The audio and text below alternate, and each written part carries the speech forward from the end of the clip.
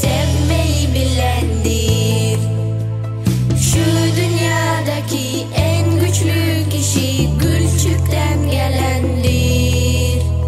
Şu dünyadaki en bilgin kişi kendini bilendir. Bütün dünya buna inansa, bir inansa, hayat bayram olsa, insanlar el ele tutuşsa, birlik olsa, uzansak sonsuza. Bütün dünya buna inansa, bir inansa, hayat bayram olsa, insanlar el ele tutuşsa, birlik olsa, uzansak sonsuza.